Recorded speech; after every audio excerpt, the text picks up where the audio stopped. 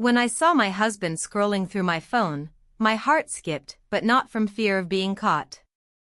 It was from knowing he would see those messages. The ones I forgot to delete. I tried to snatch the phone from his hands, but he skillfully pulled it back and kept reading. I watched his face change as he read line by line, feeling my life crumble in seconds. Yes, now he would learn the truth. But not the whole truth. His hands trembled as he scrolled further, and I knew right now he would reach that message that would destroy my life. The one that would explain everything and put a final period. Or maybe confuse him even more. My phone suddenly vibrated in his hands, and a new notification appeared on the screen. I saw his face go pale as he read the sender's name. My husband froze. Didn't even blink. I bit the inside of my cheek, an old habit when I'm nervous. My nerves mixed with the horror of realizing what I had done. His breathing quickened. I could hear it even across the 2 meters separating us. This was exactly what I feared most. Because 3 months ago I made a mistake, the mistake that changed absolutely everything forever, and now. I didn't know what to do, but let me tell you how it really was. Before I share with you the secret I tried so carefully to hide for so long, write in the comments what city you're watching this video from, and also answer this question: have you ever had a secret you tried to hide with all your might, but in the end you couldn't keep it hidden? The moving truck pulled away from our new house just as the September sun began its descent behind the rolling hills of Millbrook Valley. I stood in the doorway, surrounded by towers of cardboard boxes that seemed to mock my hopes for a fresh start. 23 years of marriage, and here we were, running away to the countryside like teenagers escaping their problems. Richard was already on his phone, pacing the empty living room with his Bluetooth headset attached like a permanent fixture. I don't care what Thompson says about the quarterly projections, his voice echoed off the bare walls. The Henderson account needs to close by Friday. I watched him through the French doors, this man I'd married when I still believed love could conquer everything. His silver hair caught the light as he gestured emphatically to no one I could see. Even here, 70 miles from downtown Portland, the city followed him like a shadow he couldn't shake. The real estate agent had promised us peace and quiet. She'd stood in this very spot 3 months ago, painting pictures of morning coffee on the wraparound porch and evening walks through our 5 acres of untamed gardens. What she hadn't mentioned was how the silence would amplify every unspoken word between us, every careful distance we'd learned to maintain. I picked up a box labeled Kitchen Fragile and carried it toward what I hoped would become my sanctuary. The previous owners had left behind a farmhouse sink and vintage cabinets that needed nothing more than a good cleaning and some love. At least here, I could create something beautiful from scratch. Through the kitchen window, I noticed movement in the garden shed next door. A man emerged carrying tools, his work shirt rolled up despite the cooling air. He looked to be in his early 40s, with the kind of weathered hands that spoke of honest work. When he glanced toward our house, I found myself stepping back from the window, though I couldn't say why. "Hannah?" Richard's voice called from somewhere behind me. "Where did you put the router? I need to set up my office." His office. Already he was claiming territory, marking his space separate from mine. I thought of our house in the city, how it had become a collection of individual rooms rather than a shared home. His study with its floor-to-ceiling law books. My design studio that he rarely entered. The master bedroom where we slept like polite strangers. "The electronics are in the boxes marked office," I called back, not turning from the window. The neighbor had disappeared back into his shed, but I could see warm light spilling from its windows as evening settled over the valley. This house was supposed to change everything. Richard had agreed to the move after I'd shown him dozens of articles about couples reconnecting in rural settings. A new environment might be exactly what we need, I'd said, though even then I'd wondered if geography could really heal what time and neglect had broken. The doorbell rang, cutting through the sound of Richard's conference call. I wiped my dusty hands on my jeans and opened the front door to find the neighbor standing on our porch. Up close, I could see he had kind eyes the color of autumn leaves, and a smile that seemed genuine rather than polite. "I'm sorry to bother you on moving day," he said, his voice carrying a slight accent I couldn't place. "I'm James. I live next door. I noticed you might need some help with the garden. The previous owners let it get pretty overgrown." I introduced myself, noticing how he listened when I spoke rather than waiting for his turn to talk. Such a simple thing, yet it felt foreign after years of conversations that were really just parallel monologues.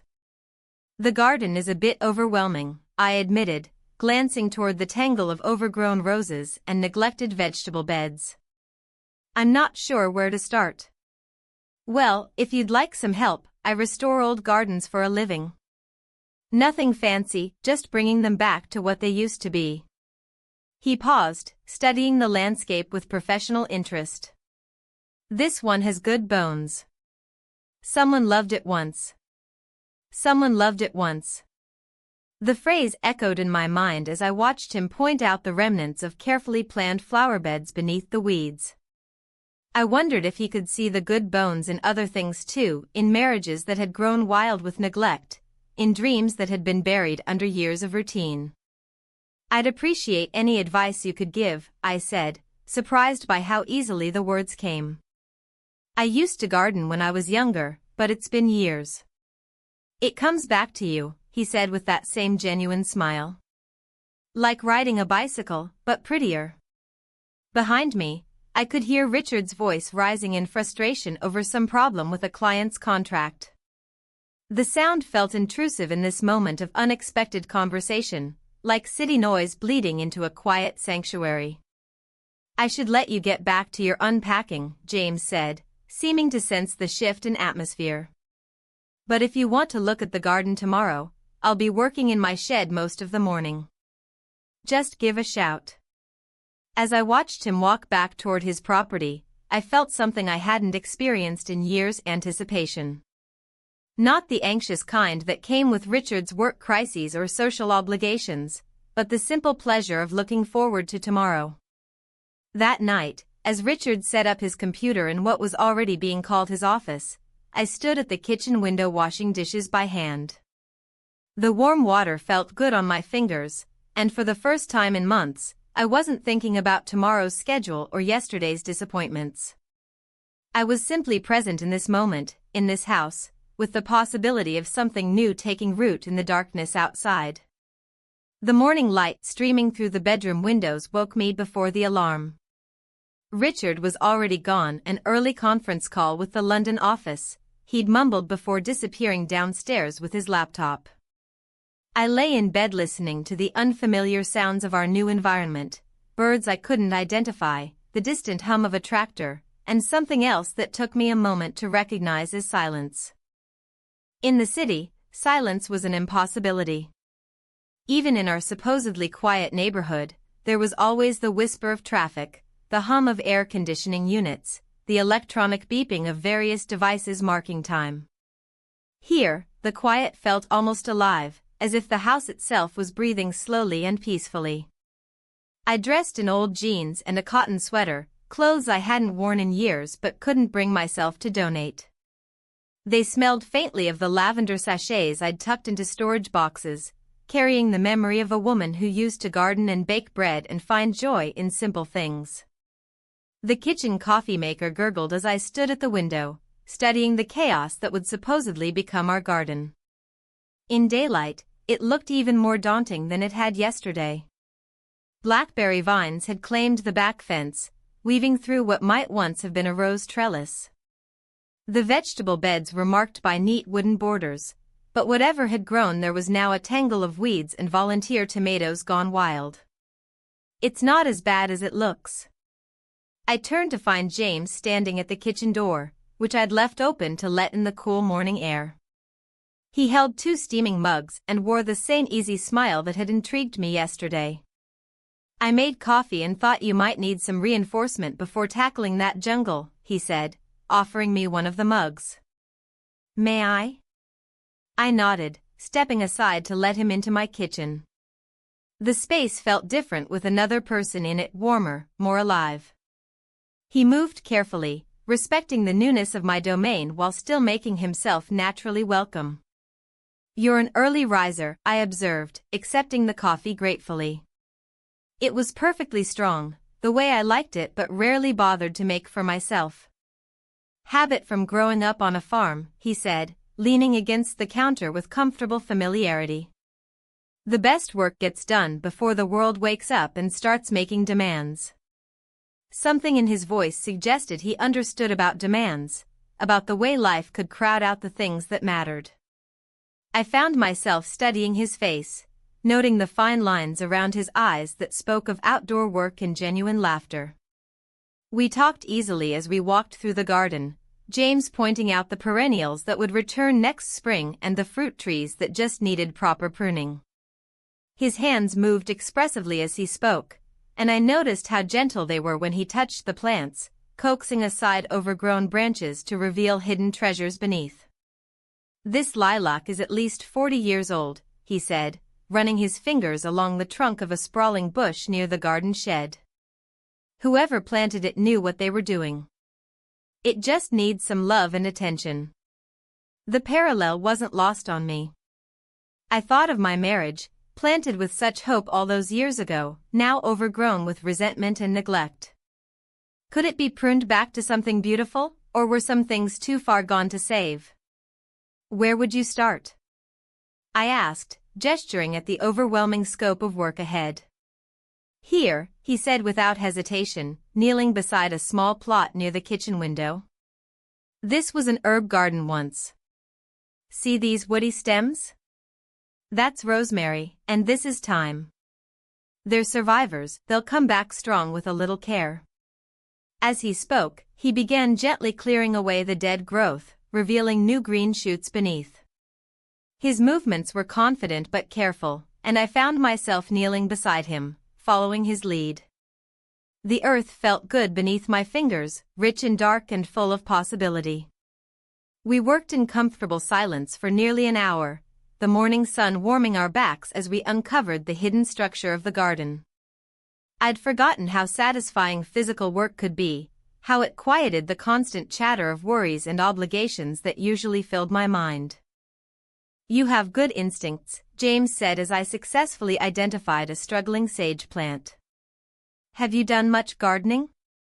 "My grandmother had a huge garden when I was growing up," I said, sitting back on my heels to survey our progress. "I spent summers with her, learning to tell weeds from wildflowers. I'd forgotten how much I loved it." "What made you stop?" The question was simple, but it opened something inside me that I hadn't expected. I thought about the years of city living, the demands of building a design business, the gradual narrowing of my world to client meetings and social obligations, and the endless maintenance of appearances. "Life, I suppose," I said finally. There never seemed to be time for things that didn't produce immediate results. He nodded thoughtfully, understanding more than my words had said. "That's the beauty of gardens.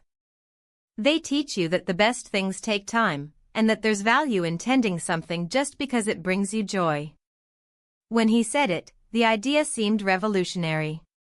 When had I last done something purely for joy, without considering its productivity or purpose or how it might be perceived by others? The sound of Richard's voice drifted from his office window, sharp with irritation over some legal complication. James glanced toward the house, then back at me with a discretion I appreciated.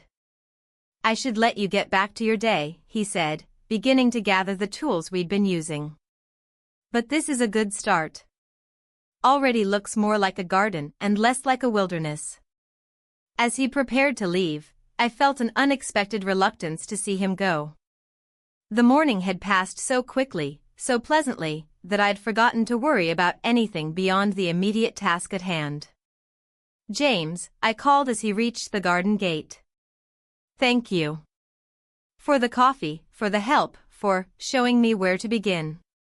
He turned back with that same genuine smile, and for a moment our eyes met across the small distance between us. Something passed between us in that look, recognition, perhaps, or the acknowledgement of a connection that went beyond neighborly kindness. We kissed. The words seemed to write themselves in my mind, though what actually happened was far more subtle and infinitely more dangerous. He simply looked at me with those autumn leaf eyes, and I felt something inside me respond that I'd thought was dormant forever. Not a kiss, but the possibility of one hanging in the air between us like morning mist.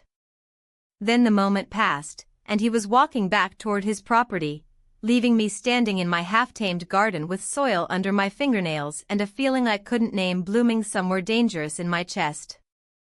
The rest of that day, I moved through the house like a sleepwalker trying to convince herself she was awake.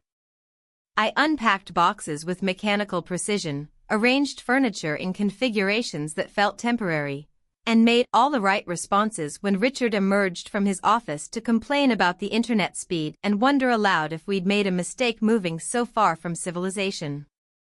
But my mind kept returning to the garden, to the feeling of rich soil between my fingers and the sound of James's voice explaining the patient work of restoration. More troubling still was the memory of that moment by the garden gate, not what had happened, but what I'd felt. The sudden awareness of myself as something other than Richard's wife or a successful interior designer or any of the other roles I'd been playing for so long. I was a woman. A woman with desires I'd forgotten I possessed. That evening, as Richard worked late into the night on his laptop, I sat in our new living room surrounded by boxes still waiting to be unpacked. The silence that had felt so peaceful in the morning now seemed oppressive, filled with the weight of things unsaid and connections unmade. I tried to read, but the words blurred together. I attempted to sketch some ideas for arranging the furniture, but my hand kept drawing the shape of the herb garden James and I had uncovered, the careful curves of the pathways we'd discovered beneath the weeds. When I finally went to bed, Richard was still working, the blue glow of his screen casting strange shadows on the wall. We'd shared the same bed for over 2 decades, but as I lay listening to his distracted typing, I felt more alone than I had in the empty house before the furniture arrived. The next morning brought rain, steady and gentle, the kind that farmers call a blessing. I made coffee and toast, moving quietly so as not to wake Richard, who'd finally come to bed sometime after midnight. Through the kitchen window, I could see James's shed, its windows glowing warmly against the gray morning. I told myself I was just checking on the herbs we'd planted yesterday, just making sure the rain wasn't washing away our work. But as I stood under the eaves of the garden shed, watching water pool in the newly cleared pathways, I knew I was hoping to see him. Checking on our patients? His voice came from behind me, and I turned to find him approaching with 2 cups of coffee and an umbrella large enough for both of us. I was worried about the new plantings, I said, accepting the coffee gratefully. Is this too much rain? For what we planted yesterday. This is perfect. Rain is kinder than irrigation, it knows exactly how much each plant needs. We stood together under his umbrella, watching the garden drink in the morning moisture. The intimacy of the shared shelter felt both natural and dangerous, his arm occasionally brushing mine as he pointed out different plants responding to the weather. Your husband's an early worker, he observed, nodding toward Richard's office window where light had been visible since before dawn. He has clients in London, I explained automatically. The time difference means he's always on someone else's schedule. And what about your schedule? The question caught me off guard. When had anyone last asked about my time, my priorities, my needs? In the years since I'd built my design business into something successful, I'd become accustomed to organizing my life around Richard's demands and my clients' deadlines. The idea that I might have preferences of my own seemed almost foreign. I'm between projects right now, I said, realizing as I spoke how empty that sounded. Taking time to settle in here, figure out what comes next. Lucky timing, he said, and something in his voice made me look at him more carefully. I mean, lucky that you can take time to enjoy this place when it's at its most beautiful. Fall in the Valley is something special. We spent the morning working in his shed while the rain continued outside. James was restoring an antique garden bench, sanding away decades of weather damage to reveal the beautiful grain of the wood beneath. I found myself helping without being asked, holding pieces steady while he worked, handing him tools before he requested them. There was something meditative about the work, the rhythm of his movements and the gradual emergence of beauty from apparent ruin. His hands moved with the confidence of someone who understood his craft deeply, and I found myself watching them with an attention that felt both innocent and not innocent at all. "This bench will outlast both of us if it's cared for properly," he said, running his palm along the newly smooth surface. "The couple who owned your house before had it made for their 50th wedding anniversary. They used to sit on it every evening, watching the garden change with the seasons. What happened to them? Age, eventually. Their children live on the coast, couldn't wait to sell the place and move to the city." He paused in his sanding, looking thoughtful. "Seems like people spend their whole lives working towards something they think they want, then discover it doesn't make them happy after all." I thought about our house in Portland, with its perfect lines and carefully curated aesthetic. How proud I'd been of the magazine feature it had received, the way visitors always commented on the sophisticated use of space and light. Yet I couldn't remember ever feeling truly at peace there, the way I felt in this simple shed with rain drumming on the roof and wood shavings curling around my feet. "Do you think happiness is something you find, or something you create?" I asked, surprising myself with the question. James considered this carefully, as he seemed to consider everything. "Maybe both. Maybe it's about recognizing what you already have that brings you joy, and having the courage to nurture it." The conversation felt dangerous in its honesty, touching on truths I'd been avoiding for months. I thought about the growing distance between Richard and me, the way we'd learned to live parallel lives that intersected only at scheduled points: dinner parties, family obligations, the performance of a successful marriage. "My grandmother used to say that gardens teach you everything you need to know about life," I said, not looking at him directly. "Patience, faith, the importance of tending what matters to you." Wise woman. She also said that sometimes you have to be willing to pull up what isn't working, no matter how much time you've invested in it, to make room for something that might grow better. The words hung in the air between us, heavy with implications I wasn't ready to examine too closely. James stopped sanding and looked at me with those perceptive eyes, and I felt as though he could see straight through all my careful defenses to the questions I was afraid to ask myself. When the rain finally stopped, we walked back through the garden together, surveying the morning's changes. Everything looked greener, more alive, as if the water had awakened possibilities that had been dormant in the soil. At the gate between our properties, we paused again, and I felt that same dangerous electricity I'd experienced the day before. This time, I was the one who moved closer, drawn by something I couldn't name and wasn't sure I wanted to resist. "Hannah," he said quietly, and my name sounded different in his voice than it did in Richard's. "I should tell you something." But before he could continue, the sound of Richard's office door opening carried across the garden, followed by his voice calling my name with the tone he used when he needed something from me immediately. The spell broke, and I stepped back, suddenly aware of how close we'd been standing, how the intimacy of the morning might appear to anyone watching from the house. "I should go," I said, though every instinct told me to stay, to hear what he'd been about to say. As I walked back toward my house, I could feel him watching me, and I knew that whatever had been building between us over these 2 days was approaching a point where I would have to make a choice. 3 days passed before I saw James again.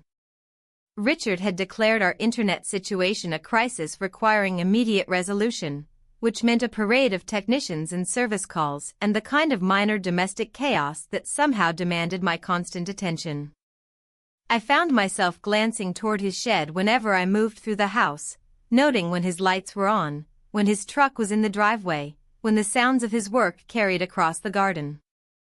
I told myself this was normal neighborly awareness, but I knew I was lying.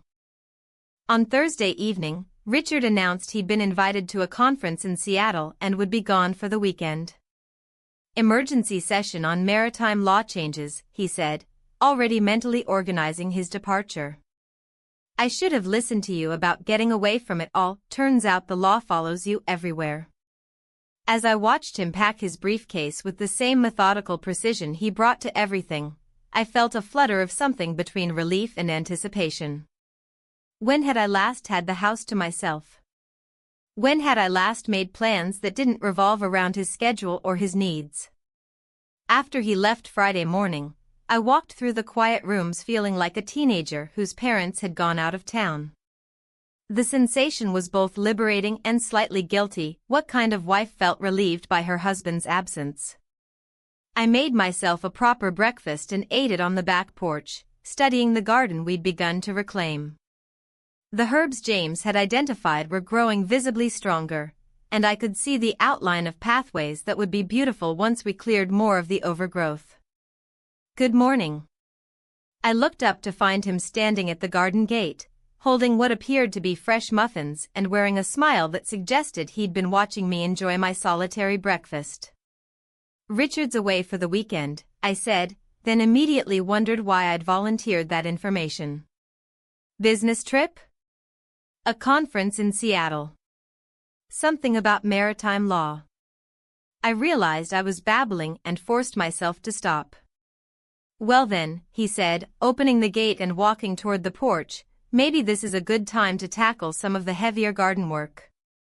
I brought reinforcements.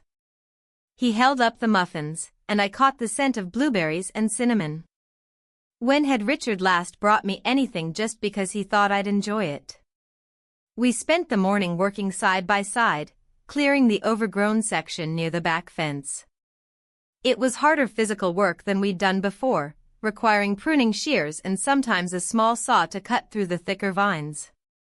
But there was something deeply satisfying about the destruction of what wasn't working, the gradual revelation of the garden's true structure beneath years of neglect. Look at this, James said, calling me over to where he'd been working near the old apple tree. Someone built a bench here. It's completely grown over, but the frame is solid. Together, we carefully cut away the vines and brambles that had claimed the hidden seat. It was slow, careful work, requiring us to move in close coordination to avoid damaging what we were trying to save. More than once, his hand steadied mine as I worked with the pruning shears, and I found myself acutely aware of his presence, the warmth of his body when he leaned close to point something out. By noon, we'd uncovered a beautiful curved bench positioned to catch both morning sun and afternoon shade. It was weathered but structurally sound, like something from a fairy tale that had been waiting for the right person to discover it. We should test it, James said, settling onto the bench and patting the space beside him. I sat down, leaving what I thought was a proper distance between us, but the bench was smaller than it had appeared. Our shoulders touched as we surveyed the morning's work, and I felt that same dangerous awareness I'd been trying to ignore for days. It's going to be beautiful, I said, looking out over the garden we were slowly bringing back to life. It already is, he replied, but when I glanced at him, he wasn't looking at the garden. The moment stretched between us, loaded with possibility and danger. I should have moved away, made some excuse about lunch or chores or any of the 100 responsibilities that usually filled my days.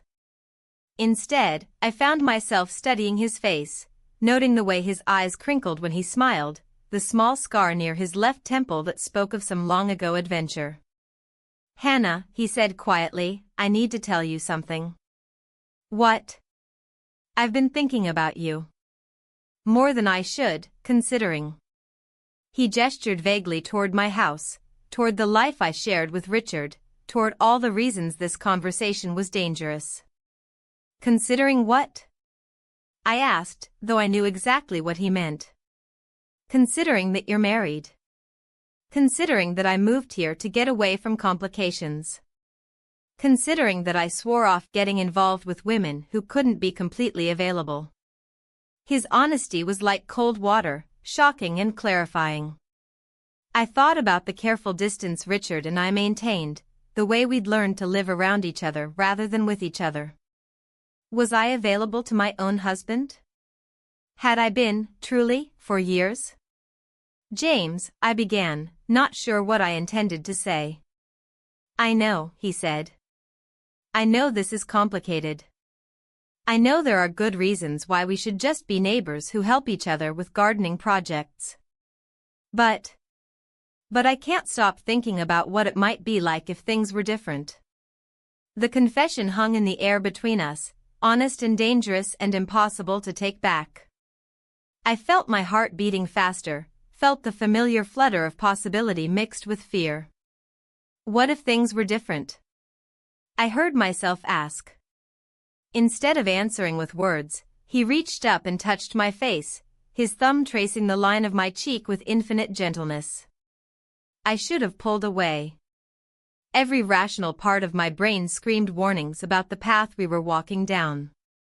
Instead, I leaned into his touch, closing my eyes and allowing myself to feel something I'd forgotten I was capable of feeling, desired, seen, valued for who I was rather than what I could provide. When I opened my eyes, his face was close to mine, close enough that I could see gold flecks in his brown eyes, close enough that I could feel his breath warm against my skin. We kissed. This time it was real, not just a moment of possibility but an actual choice we made together. His lips were soft and warm, and he kissed me with the same careful attention he brought to everything else, as if I were something precious that deserved to be treasured rather than simply possessed. When we broke apart, I felt simultaneously guilty and more alive than I had in years.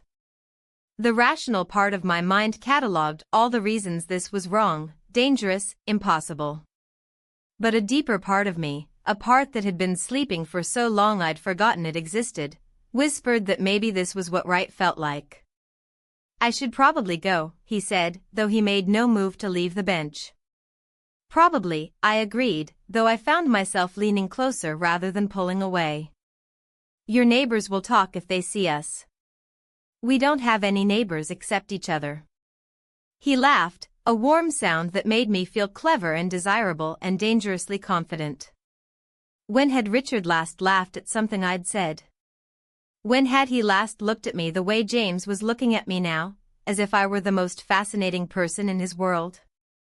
We sat there as the afternoon sun shifted through the apple tree, talking and not talking, touching hands and faces with the tentative wonder of people discovering something they'd thought was lost forever. By the time he finally left, the shadows were growing long and I felt as though I'd stepped across some invisible threshold into territory I didn't recognize. That night, alone in the house Richard and I shared, I stood at the kitchen window looking toward James's shed. The lights were on, and I could see his silhouette moving around inside, probably working on another restoration project with the same careful attention he'd shown to our hidden bench. I thought about the kiss, about the way it had felt to be wanted rather than simply needed. I thought about the difference between the life I was living and the life I might choose, if I had the courage to choose differently. And for the first time in years, I found myself imagining a future that looked nothing like the careful plans Richard and I had made together, a future built on passion rather than duty, on choice rather than habit. The thought terrified and thrilled me in equal measure, and I knew that whatever happened next, there would be no going back to the woman I'd been before that kiss under the apple tree. The next morning brought a soft mist that clung to the valley like a secret. I woke before dawn, my body restless with energy I couldn't name. Richard's absence felt like a gift wrapped in silence, no morning conference calls, no urgent requests for coffee or pressed shirts, no need to perform the role of attentive wife. I made breakfast and ate it slowly, savoring the luxury of time without demands. Through the kitchen window, I could see James already at work in his garden, moving with the same purposeful grace that had captivated me yesterday. The memory of our kiss played through my mind like a song I couldn't stop humming, dangerous and intoxicating. By 9 o'clock, I found myself walking toward the garden gate with no clear plan except the need to be near him again. He looked up from the tomato plants he was staking, and the smile that spread across his face made my stomach flutter like a teenager's. "I was hoping you'd come out," he said, straightening to face me fully. "I've been thinking about yesterday." "So have I." The admission hung between us, honest and loaded with implication. In the morning light, with dew still clinging to the grass around our feet, the practical world seemed very far away. "Hannah," he said, stepping closer, "I need you to know that whatever happens, I don't take this lightly. I don't take you lightly." Something about his seriousness, his refusal to treat our connection as a casual flirtation, broke down the last of my resistance. I'd spent so many years being taken for granted, being seen as an extension of Richard's success rather than a person with her own desires and dreams. "Show me the house you're restoring," I said impulsively. "The one you mentioned." He studied my face for a long moment, and I knew he understood that I wasn't really asking about old architecture. "Are you sure?" I nodded, not trusting my voice to remain steady. The walk to the abandoned farmhouse took us along a winding path through woods that felt enchanted in the morning mist. James pointed out wildflowers and bird calls, but I was barely listening, too aware of his hand occasionally touching my back to guide me around obstacles, too conscious of the way he looked at me when he thought I wasn't watching. The house sat in a clearing surrounded by overgrown apple trees, its weathered clapboard siding and sagging front porch speaking of decades of neglect. But even in its current state, I could see the bones of something beautiful: tall windows that would let in floods of light, wide rooms perfect for the kind of life I'd dreamed of when I was young and still believed in possibilities. "The family who owned it moved to Florida 20 years ago," James explained as he unlocked the front door. "Their children have no interest in rural property, so it's been sitting empty, waiting for someone to love it again." Inside, dust motes danced in shafts of sunlight streaming through windows whose panes had somehow survived 2 decades of weather. The rooms were spacious and graceful, with original hardwood floors that would be gorgeous once refinished and a stone fireplace that dominated one wall like a promise of cozy winter evenings. "It's perfect," I whispered, running my hand along the mantelpiece. "It just needs someone to see its potential." "Like the garden," he said quietly, moving to stand beside me. "Like a lot of things." We spent the morning walking through the rooms, James explaining his restoration plans while I found myself imagining how the spaces might look filled with life and laughter. In the kitchen, with its farmhouse sink and built-in breakfast nook, I could picture lazy Saturday mornings with coffee and newspapers.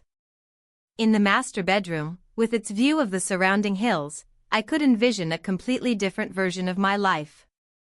The afternoon passed in a blur of shared dreams and growing intimacy. We had lunch sitting on the front porch steps, sharing sandwiches James had packed and talking about everything except the obvious tension building between us. The conversation flowed easily from childhood memories to travel dreams to the books we'd loved, creating the kind of connection I'd forgotten was possible between 2 adults. As evening approached, neither of us mentioned leaving.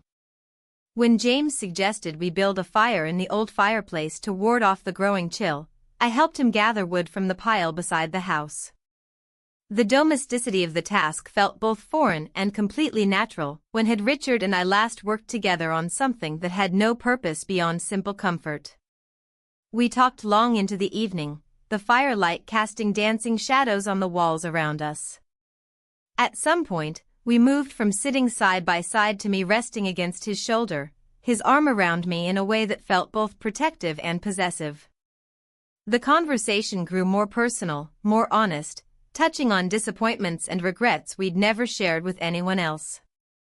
"I used to think happiness was something that happened to other people," I found myself saying as we watched the fire burn low. "Something I'd missed my chance at. And now?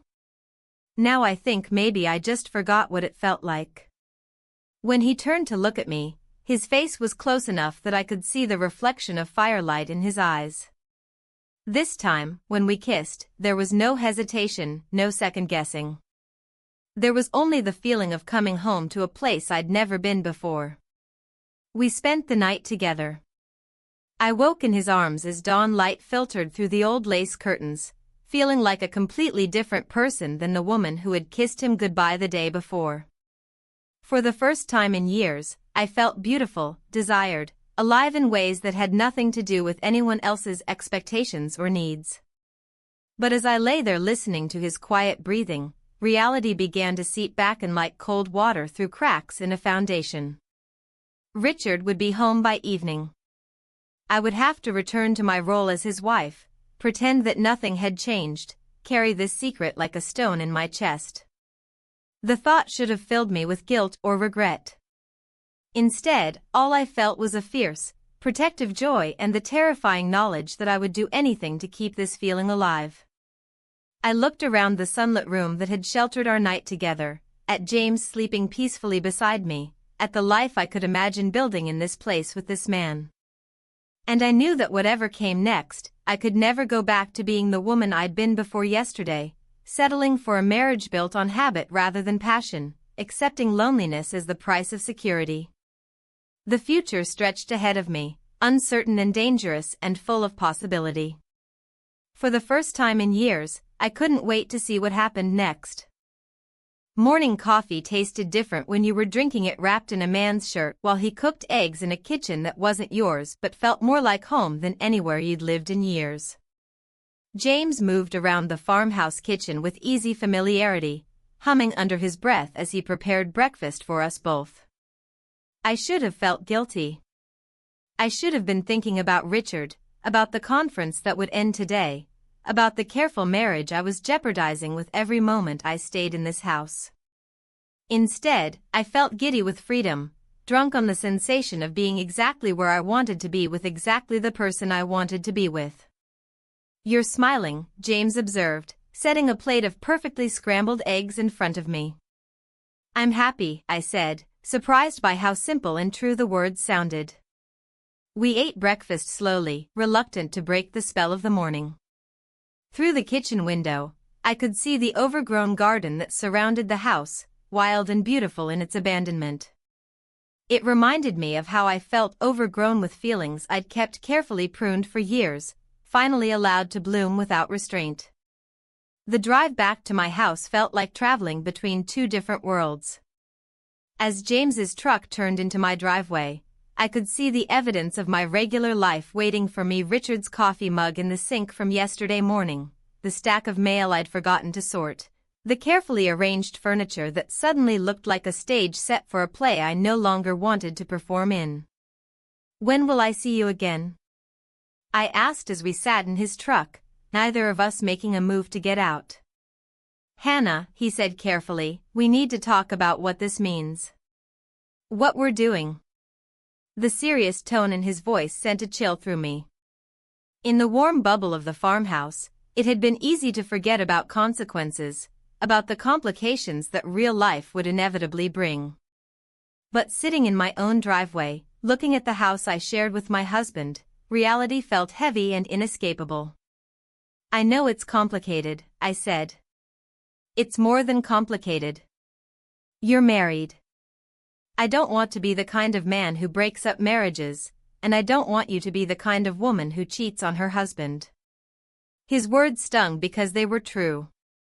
I thought about Richard, probably sitting in some Seattle hotel room reviewing case files, trusting that his wife was home missing him. The Richard who had been my partner for over 20 years, who had never given me reason to doubt his faithfulness even if his attention had wandered toward work more often than I'd liked. But what if the marriage was already broken? I heard myself ask. What if we've just been pretending it was working for so long that we forgot what a real relationship was supposed to feel like? James reached over and took my hand, his thumb tracing circles on my palm. "That's something you need to figure out. But Hannah, I need you to know what happened between us wasn't casual for me. If you decide you want to explore this, really explore it, then we need to do it honestly. No more secrets, no more lies." The weight of his words settled over me like a blanket. He was asking me to choose, really choose, between the safe life I'd built and the uncertain possibility of something real. Between duty and desire, between security and authenticity. "Richard comes home tonight," I said. "I know. I don't know what I'm going to say to him. Maybe start with the truth." After he left, I walked through my house like a stranger touring a museum. Everything looked exactly the same as it had 2 days ago, but I felt fundamentally altered. The careful color schemes I'd spent months perfecting seemed bland and lifeless. The furniture arrangements that had once pleased me now felt rigid and unwelcoming. I tried to clean, to prepare for Richard's return with the kind of domestic efficiency that had always soothed my anxieties. But every task felt hollow, performed by rote rather than care. I was washing dishes when I realized I was crying, not from sadness but from an overwhelming sense of loss for all the years I'd spent sleepwalking through my own life. Richard's key in the front door sent a jolt of panic through me. I dried my hands quickly, checking my reflection in the hallway mirror to make sure my face didn't betray the seismic shifts of the weekend. The woman looking back at me appeared the same as always: neat hair, composed expression, the perfect picture of a successful lawyer's wife. "Hannah? I'm home." In the kitchen, I called, my voice sounding surprisingly normal. He appeared in the doorway with his garment bag and laptop case, looking tired but satisfied in the way he always did after a successful business trip. For a moment, I saw him as if for the first time, this man I'd married when we were both different people, this stranger who shared my bed and my last name but knew nothing about the woman I'd discovered in James's arms. "How was Seattle?" I asked, accepting his perfunctory kiss on the cheek. "Productive. The maritime law changes are going to create a lot of work for firms like ours." He was already moving toward his office, his mind still caught up in legal complexities. "How was your weekend? Did you get much done on the house?" The casual question felt like a trap. I thought about the farmhouse kitchen where I'd made coffee that morning, about the way James had looked at me across the breakfast table, about the woman I'd been for 36 hours who bore little resemblance to the one standing in this kitchen now. "I worked in the garden some," I said carefully.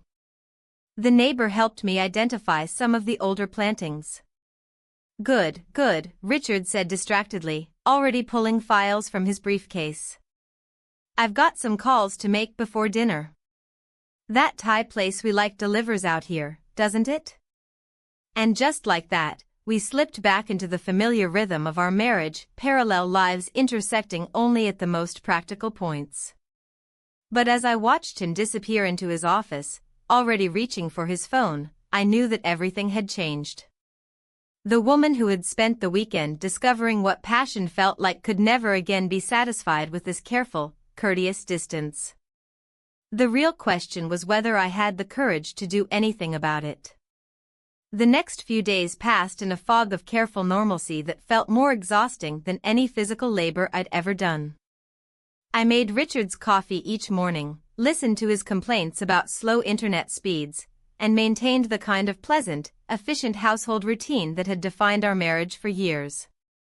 But underneath the familiar surface, I felt like I was drowning. Every glimpse of James's property through our windows felt like a physical ache. I caught myself watching for his truck in the driveway, listening for the sounds of his work carrying across the garden. Twice I started toward the garden gate with some excuse about checking on the herbs we'd planted, but both times I turned back, knowing that seeing him would make the pretense even harder to maintain. Richard seemed oblivious to my internal struggle, but then again, he'd been oblivious to my feelings for years. He worked late into each evening, emerged for meals with updates about various legal cases, and fell asleep beside me while reviewing depositions. The routine that had once felt comfortably predictable now seemed like a prison designed by someone who had never considered whether the inmates might want something different. On Wednesday afternoon, as I stood at the kitchen sink washing lunch dishes and staring longingly toward James's shed, the phone rang. Richard's voice carried from his office, sharp with the kind of irritation that meant a client emergency was developing. Hannah, he called. I need to drive to Portland this afternoon. The Henderson case has developed some complications, and I need to meet with the team tonight. I should have felt disappointment or at least mild inconvenience at the change in plans. Instead, my heart began beating faster with anticipation. When will you be back? Tomorrow evening, probably. Maybe Friday morning if things get complicated. As soon as his car disappeared down our driveway, I found myself changing clothes, putting on the soft blue sweater that had always been my favorite, the one that brought out my eyes.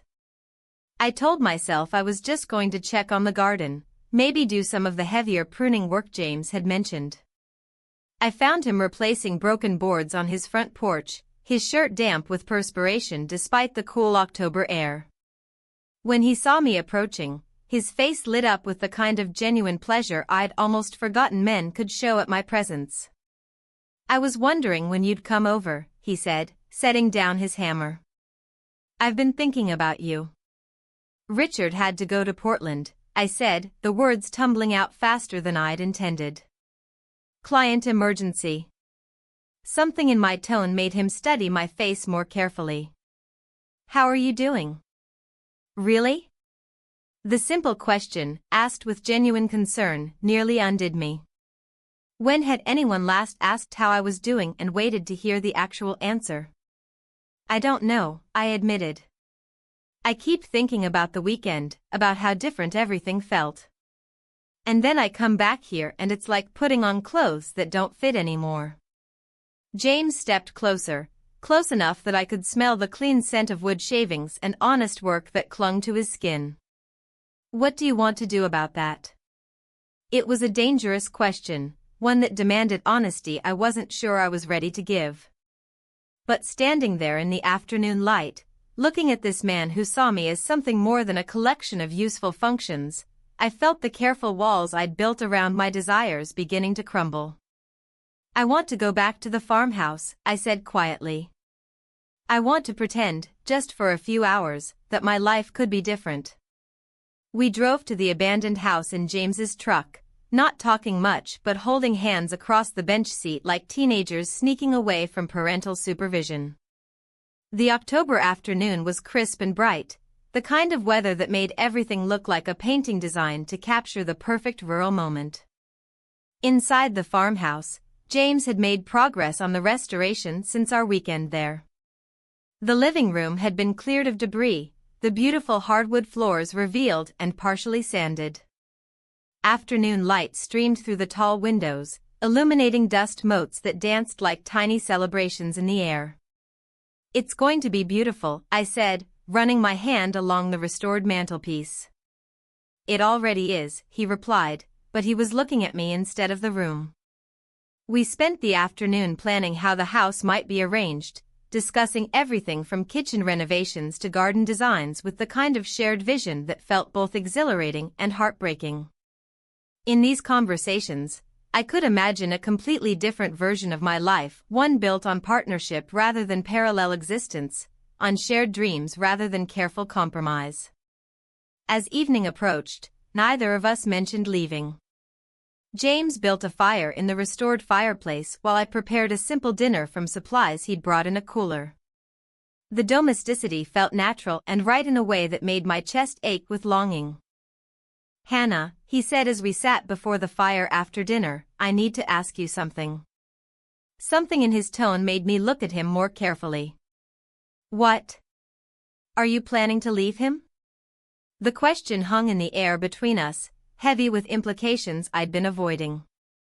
In the warm glow of the fireplace, surrounded by the promise of the life we could build together, it seemed impossible that I wouldn't choose this reality over the hollow performance of my marriage. But the practical voice in my head catalogued all the complications such a choice would bring: the financial entanglements, the social consequences, the complete upheaval of everything I'd built over the past 2 decades. I don't know, I said honestly. I've never been the kind of person who makes dramatic changes. I've always been careful, practical. And has being careful made you happy?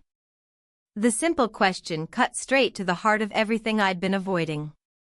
I thought about the years of settling, of accepting good enough instead of fighting for what I really wanted, of choosing security over authenticity at every turn. No, I whispered. But I don't know if I'm brave enough to change that. James reached over and took my hand, his fingers warm and strong against mine. You don't have to decide tonight. But Hannah, I need you to know that this isn't just a casual thing for me.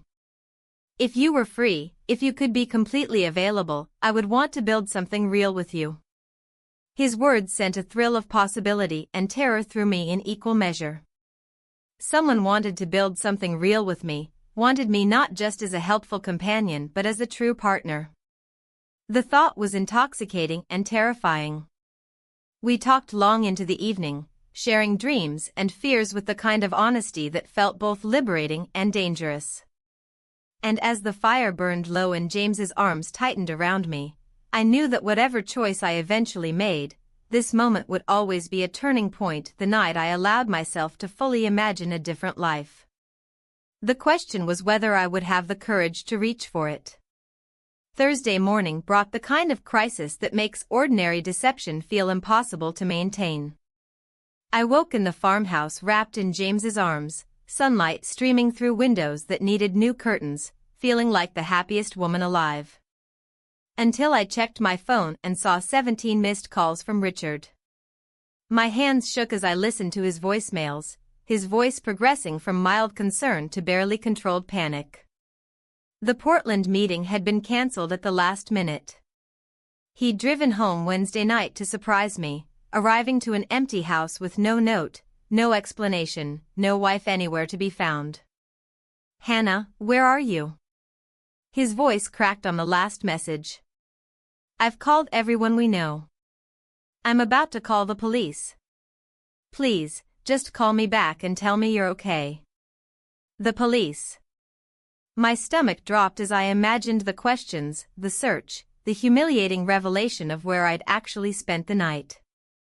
James was already awake, reading my expression with growing alarm. What's wrong? Richard came home early. He's been looking for me all night.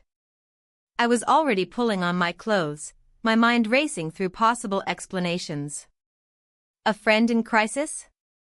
A sudden illness that required hospitalization? Every lie I could think of seemed flimsy and easily disproven. Hannah, breathe, James said, catching my hands to still their frantic movement. We'll figure this out. But as I looked at him, hair tousled from sleep, concern clear in his eyes, everything I wanted standing in this room we'd begun to think of as ours, I realized that figuring it out might mean losing him forever. The drive back to my house felt like traveling toward an execution. James wanted to come with me, to help explain somehow, but we both knew that would only make things worse. Instead, he squeezed my hand as he dropped me at the end of my driveway. Whatever happens, he said, don't let guilt make you forget how happy you've been. Richard's car sat in our driveway like an accusation. Through the kitchen window, I could see him pacing back and forth, his phone pressed to his ear. When he saw me walking up the front steps, his face went through a series of expressions: relief, confusion, and something that might have been suspicion. Hannah. Thank God. He rushed to the door, pulling me into a hug that felt both protective and confining. Where were you? I've been terrified something happened to you. I'm sorry, I said, the words feeling strange in my mouth. When had I last apologized to Richard for anything? I should have called. Should have called?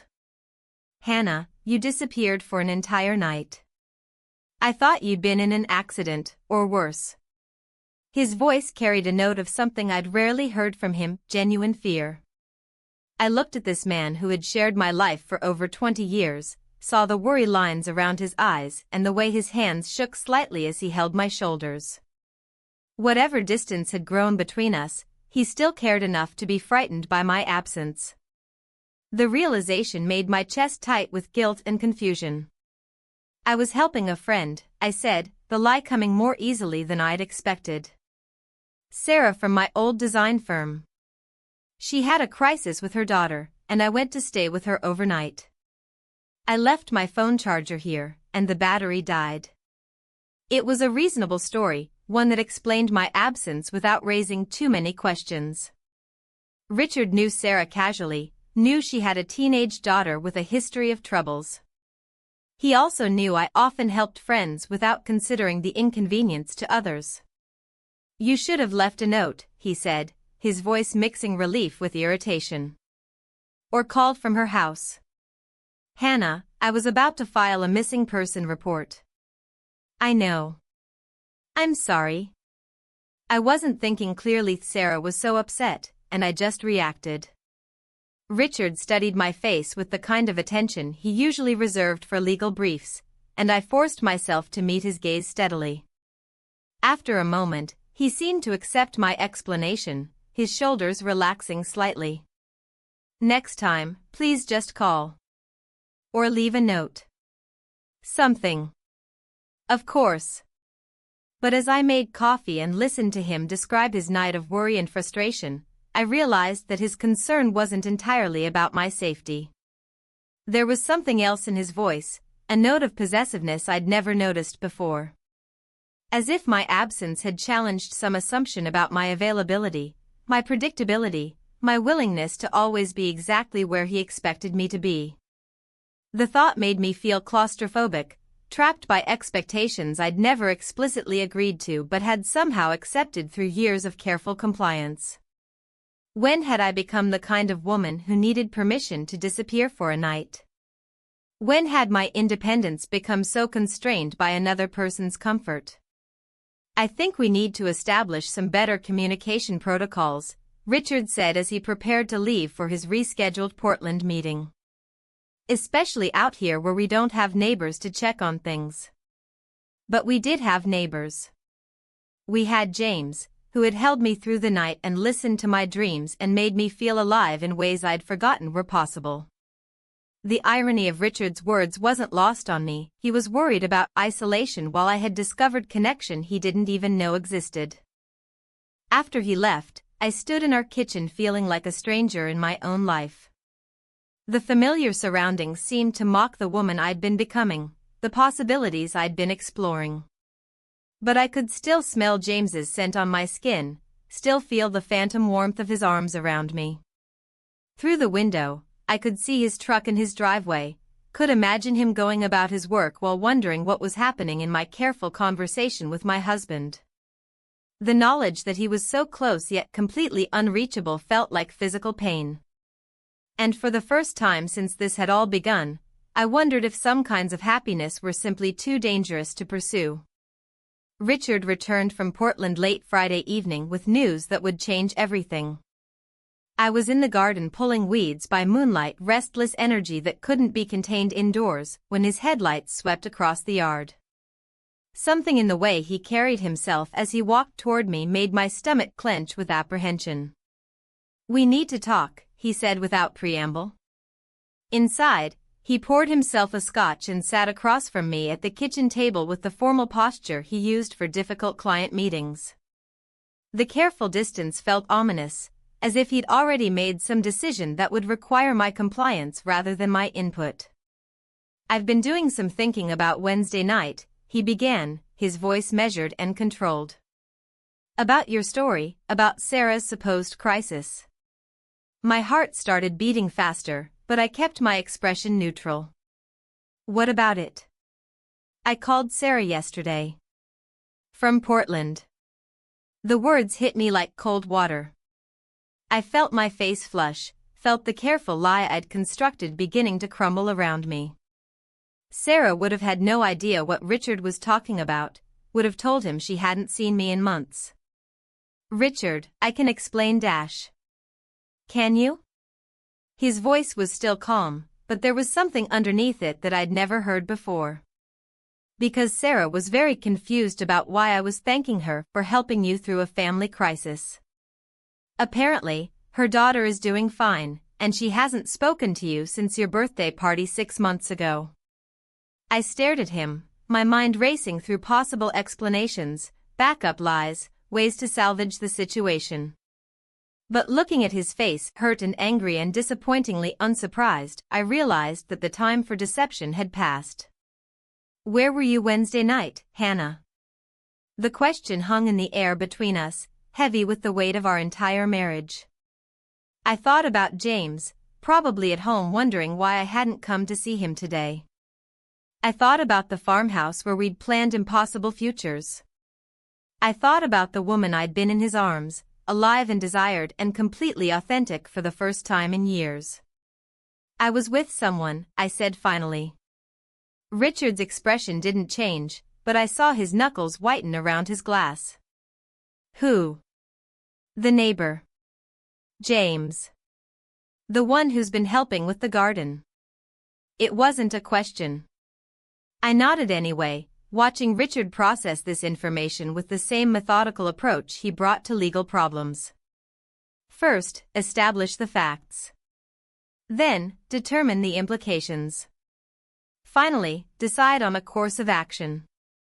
How long has this been going on? Not long.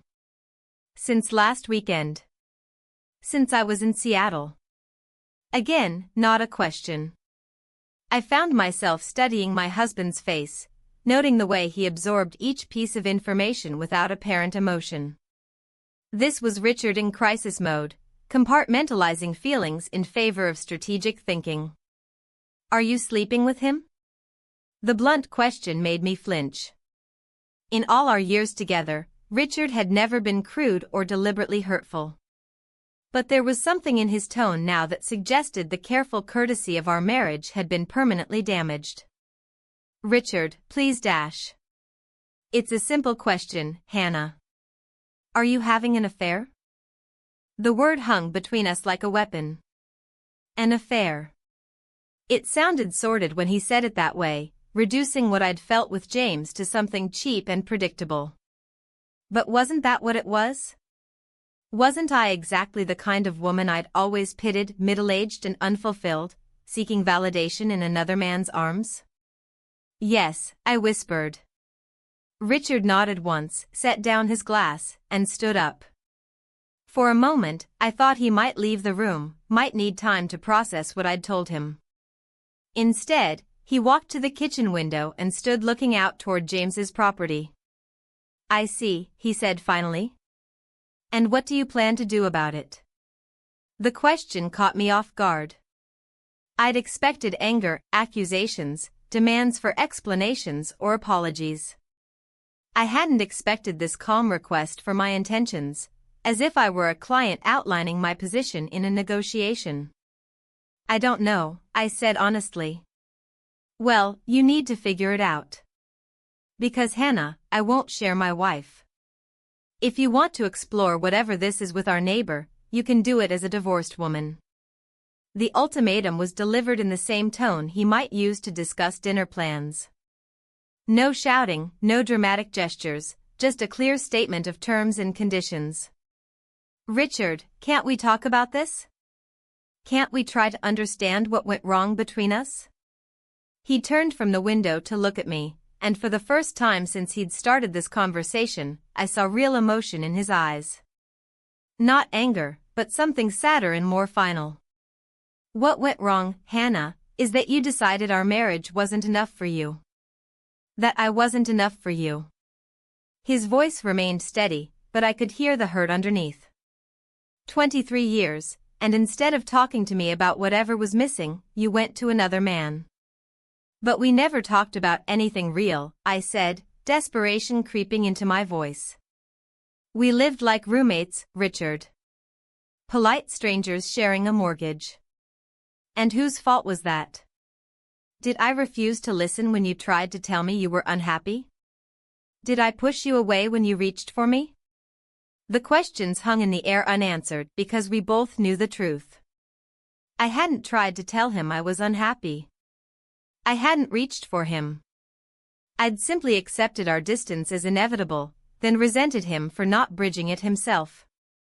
"I want you to think very carefully about what you want," Richard continued. "Because this is a one-time decision, Hannah. If you choose him, if you choose to end our marriage for this, whatever this is, there's no coming back. I won't be your safety net if it doesn't work out. With that, he picked up his briefcase and headed toward his office, leaving me alone in the kitchen with the wreckage of our conversation and the impossible weight of choosing between everything I'd built and everything I'd discovered I wanted. Through the window, I could see lights in James's shed, could imagine him working on another restoration project while his whole world hung in the balance. Tomorrow, I would have to tell him about this conversation, about the choice Richard was forcing me to make. And somehow, I would have to decide whether love was worth losing everything else.